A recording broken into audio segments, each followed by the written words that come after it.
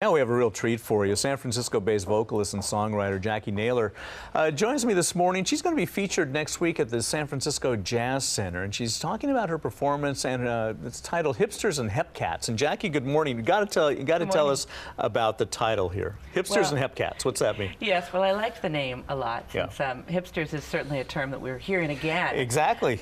But it's been around for a long time, and Hepcats is such an old jazz term that I really wanted to pay tribute with this show to songwriters, especially those songwriters who've really influenced me. So it's the hipsters and hepcats of songwriting. Such as? Give us an example. Well, we'll have some Johnny Mercer, we'll have some Colin Hay, actually, some Gershwin, Herbie Hancock. So really a kind of some Prince. We'll tour through the century. Really. It really is a variety that you're putting together for this show. It is. I really like that. I like a lot of different genres. So for me to be able to mix them together, and I have a great arranger, so to be able to mix tunes together sometimes, but also just do some things from different genres is really important to me. Sure. I would think also as a singer, you want to be able to just spread your wings. You don't want to be known as just singing one type of song. That's a very good point. Yes, that's true. I really, especially since I also write songs, it's important to me that even though I come from the tradition of jazz, which I so admire, and I really credit to teaching me how to sing, you know, and understand songwriting, I really feel like you know, it's important to be able to be a singer that can sing anything. Sure. You know, except opera. I don't sing opera, although I'd like to. But yeah, you really have to admire people who do sing opera because the range that you have to cover is just so great. It's true. You're a local performer. You live here in San Francisco. It must be so nice to be able to do a hometown concert, so to speak. Oh, it really is. And for me, I think more than anyone who's played the Jazz Center, it's really hometown because I'm in Hayes Valley, and as is the Jazz Center, so I'm just 2 blocks away.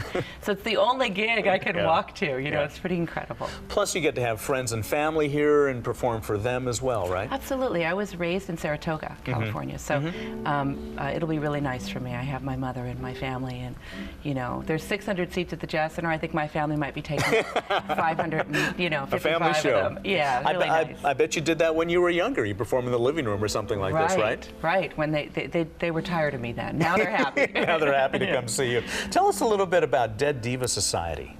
Yeah, that too is sort of a tribute record. You know, most of my records are real recordings, are a real mixture of original tunes and covers and standards. And this thing we do where we mix songs together, like rock and jazz together.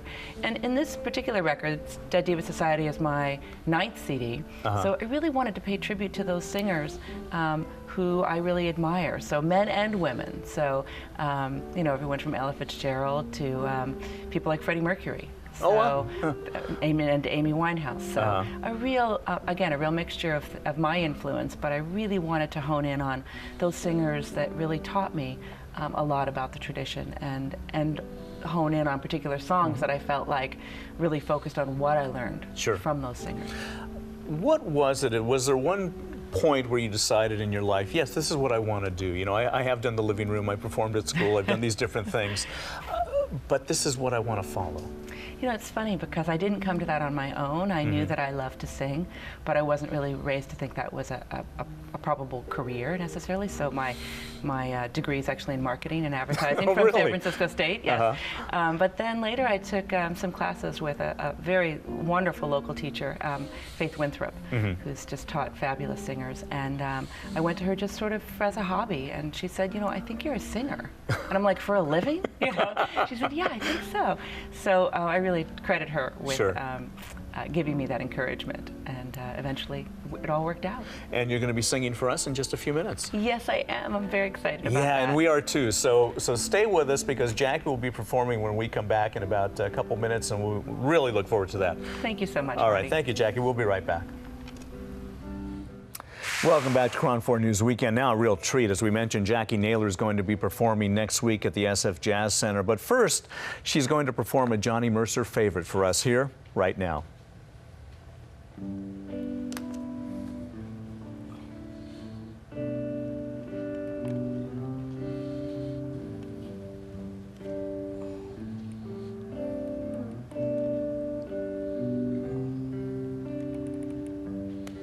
Skylark, have you anything to to say to me,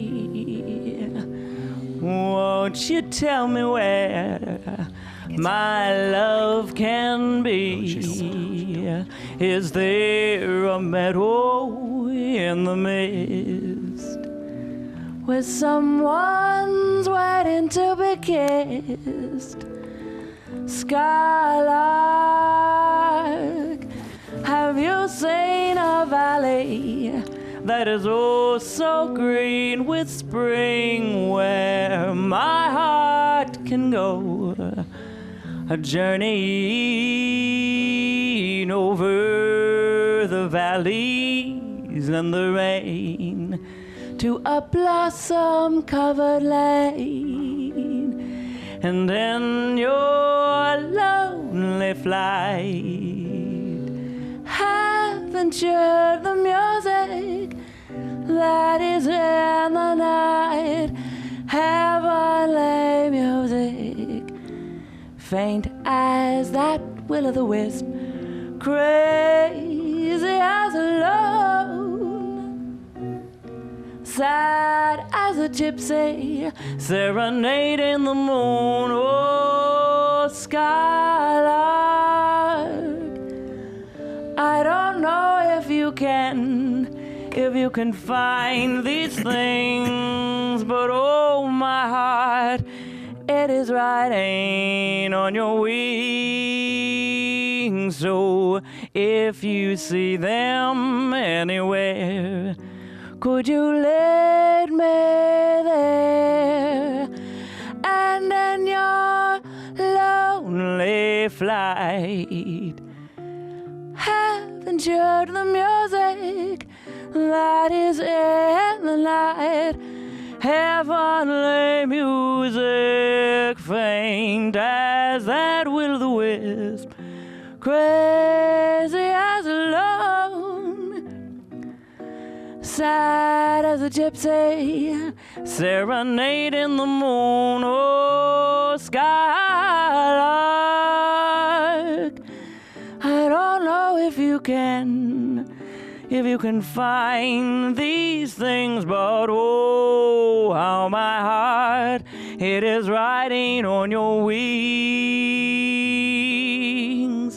So if you see them anywhere, could you lead me there?